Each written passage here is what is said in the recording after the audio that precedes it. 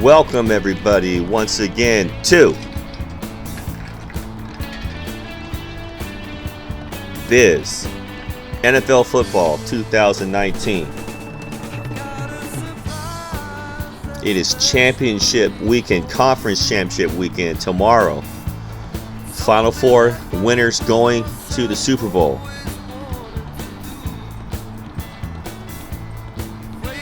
Always my favorite day of the year is Conference Championship Sunday. I take the day off from work, invite a few people over the house, get a bunch of food together, watch about 7 hours of tense football. Great to have you all with me today. As those of you on my distribution list, we are sweating basketball today. Currently sweating the Pelicans down 3 after leading the entire game. They're getting 5, half the fourth quarter to go. That Washington-Oregon under. First half we lost by a point. We're sweating the full game under. It's at 101 with 3 minutes to go on a 129.5. We got a blowout winner here, a blowout loser. A couple games that are going to go over and one going to go under. So, not a bad college basketball day to start. Tonight, big UFC card with Conor McGregor back after a year and a half off, taking on Cowboy Cerrone. Be watching that on my Fire Stick tonight for free. If you guys are paying for UFC fights, pay-per-view, anything, Sunday ticket, the NBA League Pass, you guys are really missing the boat. Nitro TV has that all for like $15 a month. If you need more information, man, hit me up. I'll let you know about it. But it is an absolute money saver. Also, some bummer news this week. Neil Peart, the Rush drummer, passed away at the age of 67. He had brain cancer. Very sad that my music icons are passing away. Eddie Money that we have right now, he passed away last year. Rick Ocasek of the Cars lead singer passed away. Ginger Baker, the great drummer for Cream, passed away last year. Of course, all these folks are in their 70s, which reminds me of how old I am. Neil Peart, just 67 years old. Fortunate to have seen him a few times. He and his bandmates Rush a few times over the past many years. Just a phenomenal band. I'll throw some Rush in there and somewhere in this video out of respect to arguably the greatest drummer ever. What's not to argue about also is that I'm good at football. And I'm going to try and be good this weekend. We've got 2 games. I don't have any best bets. I don't have any Florida Pete Biz combo plays, but Florida Pete did give me his input on this week's game. So, Conference Championship Weekend is here. Florida Pete, Biz, Stewie, your pilot, ready to get going here. Big UFC card tonight. NFL 2019 Conference Championships. Let's get on with the show. Eddie Money as always. Thank you so much. Okay, first game we have is Tennessee, Kansas City. The line is 7.5. Chiefs, total 53. I think that total may have ticked down a half point or so since I put that on there. I do not have any systems on this game. What I do have is our fundamental handicapping factors that we look at for every game. And those are the scoring defense, the net rushing, and the power ratings. All right, Tennessee is a dog with the better scoring defense, so they have that rushing advantage, 19.8 to 19.9. They have a large net rushing advantage. They are at a positive 38.1. The Chiefs are at a negative 27. That is a 65.1 yard difference. You add that the spread times 10, 75, 140.1. That is a sizable rushing advantage. So the Titans have the rushing advantage. Power rating is neutral. Chiefs are 8 points better than the Titans, and line 7.5. So that line is right on the button. Florida Pete also likes to bet against streaks. And when a team gets to about 5 consecutive wins or losses, he will jump on that team to finally break that streak. The Chiefs have won and covered 7 consecutive games, which means for Florida Pete, that is an auto fire on the Titans. He will play against the Chiefs until they finally lose. And sometimes he's got significant money on the team because the other team will refuse to break that streak. The Chiefs, he's played against them a couple of weeks now. They've beaten him.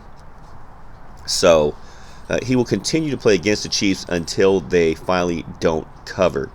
I know he had Detroit this year, who had a streak that got to about 9, and he was not comfortable laying thousands of dollars to win about 10% of that bet. But I asked him, I'm like, dude, how long have you been doing this? He says, about 20, 25 years. I said, doesn't win. He goes, every year I win. He goes, you just have to have the balls to do it. So that is a little thing that Florida Pete does with streaks. Next year on the BIZ videos, I told him I will have a special segment only for his streaks. We're going to play those teams based on his guidelines, and we'll see how that does next year. A full season of tracking. Not that I don't trust him, but I want to have that as part of the program. So Florida Pete will have his little streak buster thing going next year. But for this game, he's on Tennessee because he says he simply has to keep playing against Kansas City until they finally don't cover. But the Chiefs have covered 7 in a row going into this game. So we have Tennessee with the better rushing advantage, the dog with the better scoring defense. So they have the advantage on the fundamental handicapping factors right there. Here's a total play. Works into playoffs. It has to do with red zone percentage. This situation has gone under 25 times and gone over 6. You see on the right side I have the red line there. The Titans and Chiefs, they've gone over under a ton in this situation. That, as I said, that could be why that was not why the line's dropping, but that line has dropped a bit since I put this together, and it's been a huge under situation. I know it's always tough to play the Chiefs in an under, but we're going to go ahead and play this under Chiefs and Titans under 53. You also have Tony Careni as the referee. I'm not a big referee guy in the NFL. He does have a record to the under of almost 57%. A lot of games. I think they tend to throw some flags. So we're going to take the under in this game. Chiefs and Titans under 53. I'm going to have a teaser later for this game, but for right now, the official play in this game is under 53. And as I look at my basketball, I see the Clippers are down 7, getting 5.5.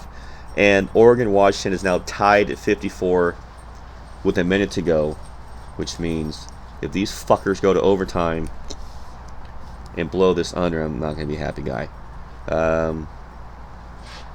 Okay, so the under 53 for Tennessee, Kansas City. Packers and Niners. Just a second, guys. Hold on, let me get something to drink. Kind of find a little cold again. Excuse me. Okay, both these teams have A-rated defenses. So whenever you have two teams that are A-rated defensively, which is their scoring defense is below 20, you take the dog, which is Green Bay. The net rushing, there's no advantage. The Niners have the better net rushing raw numbers, but once you adjust for the spread, there is no advantage. Power rating is Niners -6, line 7.5. There's really no advantage here. So there's not a whole lot going on with this fundamental handicapping on this game. Now, the Packers do trigger that phenomenal contrarian dog system where if they are getting under 45% of the bets, they are a play as long as that total is below 50. We've gone over this before, the dog between 4.5 and 10. And the last I checked, the Packers finally sneaked up over 45. They were actually 46% finally. So technically that is not triggered yet. Now obviously there's going to be a bunch of betting up until game time.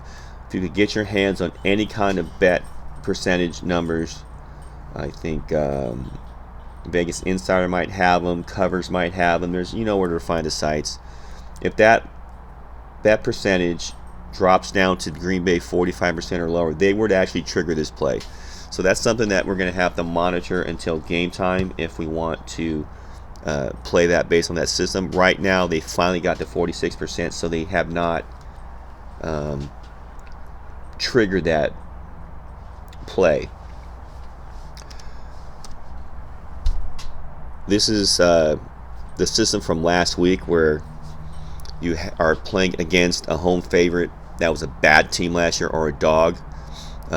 It had never won up till last week until the Niners beat the Vikings, and the Vikings had that absolutely horrific offensive game where they couldn't block anybody, they couldn't complete a pass, they couldn't run the ball. It was just an absolutely putrid performance by the Vikings.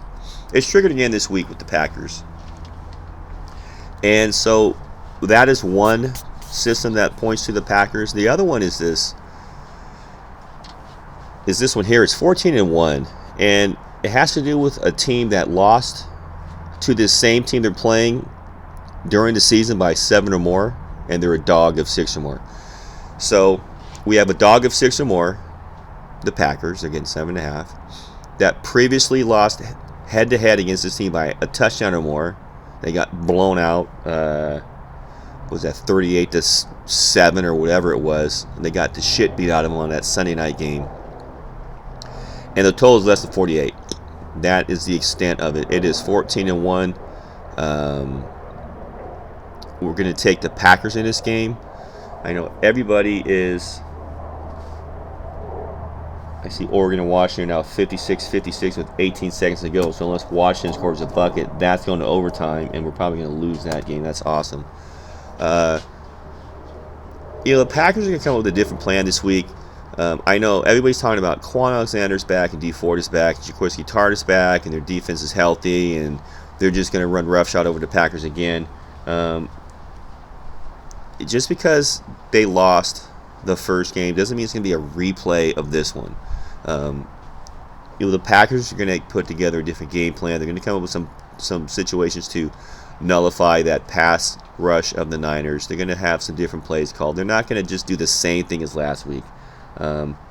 When they played the first game, I believe that spread was -3. So now you get a 4.5 point adjustment on that line. And I know all about the Packers. Their point differentials not very good. The yards per play and all that. People say they're smoke and mirrors.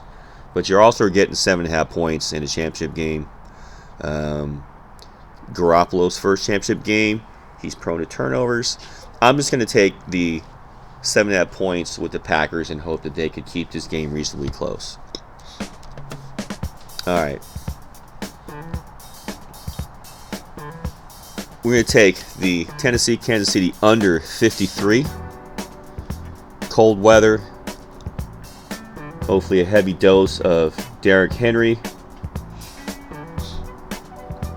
Hopefully Pat Mahomes doesn't go nuclear again. This guy is just unbelievable.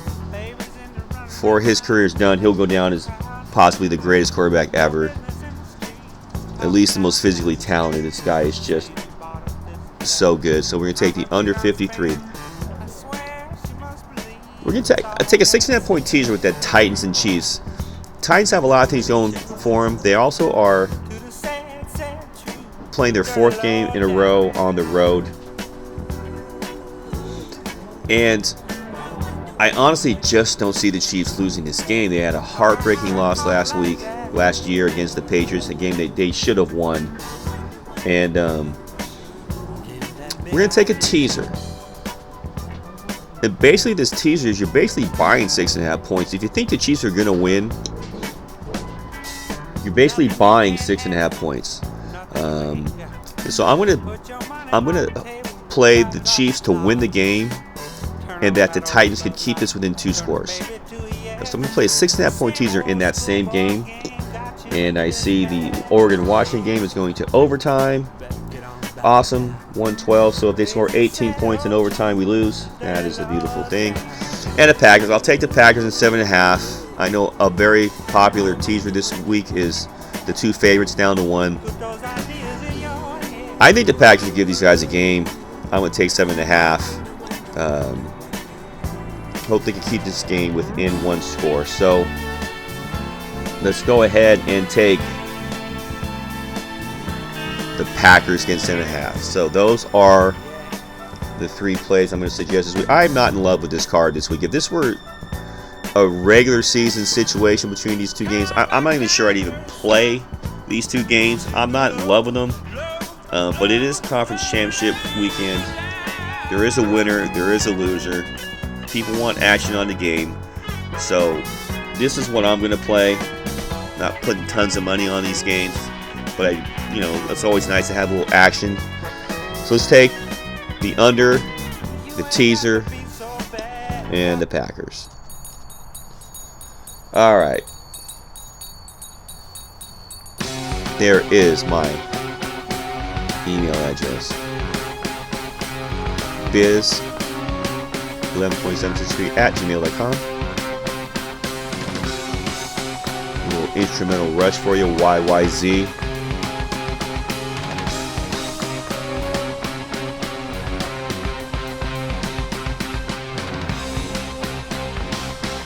Just listen to the synchronicity between these guys.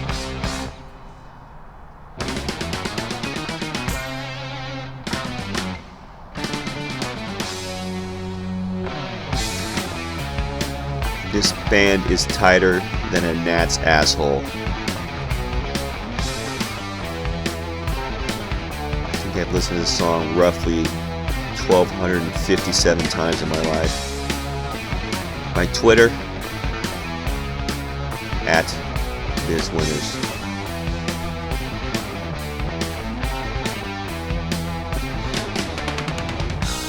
If you like it, thumbs up. And anybody who likes football, likes to bet on it, tell them about Biz and his special guest, Florida Pete, and his crew.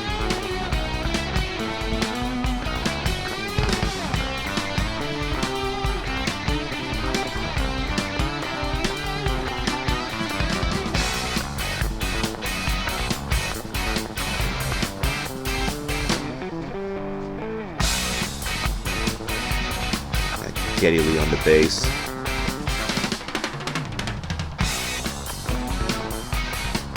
Alex Lifeson, lead guitar.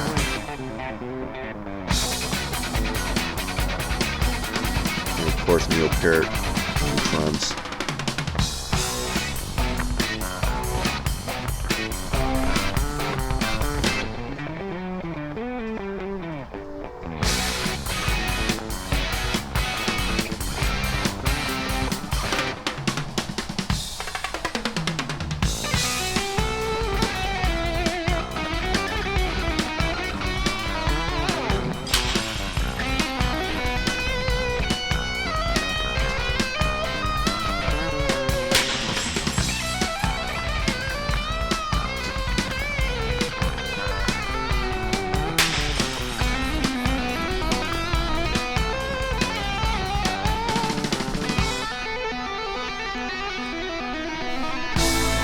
Alright, thank you fellas. That's my contact information, and that is some rush in honor of the great Neil Peart, who tragically passed away this week, 67 years old, brain cancer. A band I've loved since my childhood, and a band I was fortunate enough to see a couple times live. True professionals. Alright, that'll do it. Short and sweet. 3 plays. Good luck with all of your action. We'll be back in a couple weeks with a Super Bowl video. If anybody wants on my daily list of plays, college basketball, NBA, NHL, hit me up. Plays every day. If you're tired of paying a fortune for your television service, you want to watch them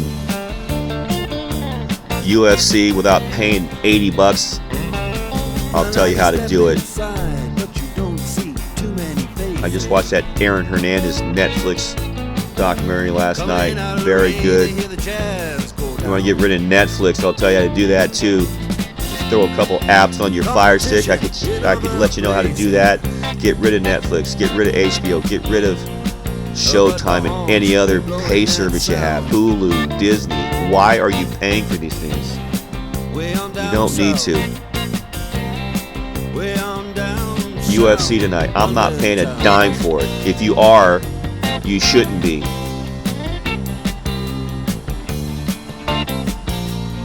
Big card UFC tonight.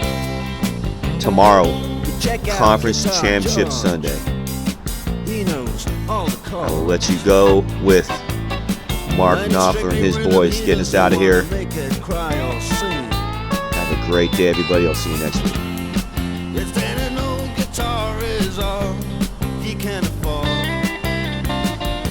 when he gets up under the lights to play his thing,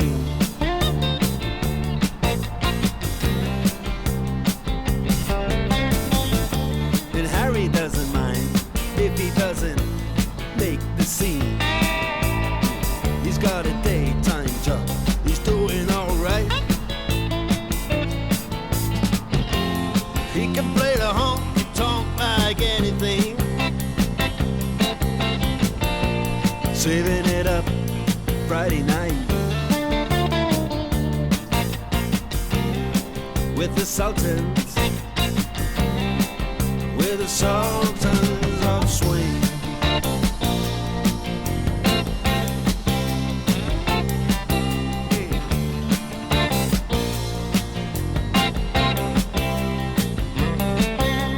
Crowd of young boys, they're fooling around in the corner,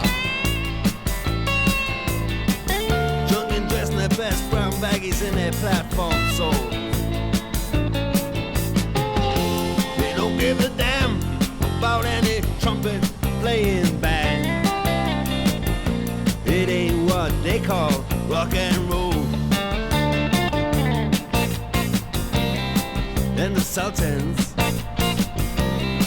yeah, the Sultans that play Creole. Creole.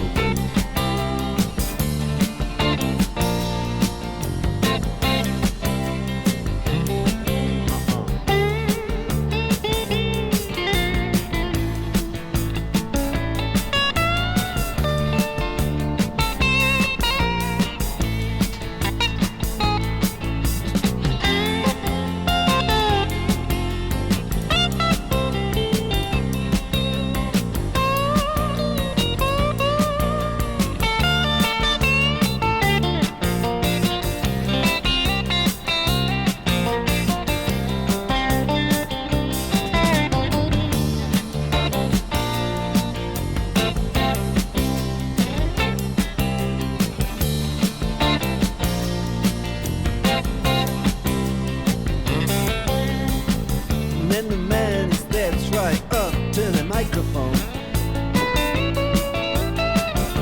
and says at last, just as the time bell rings,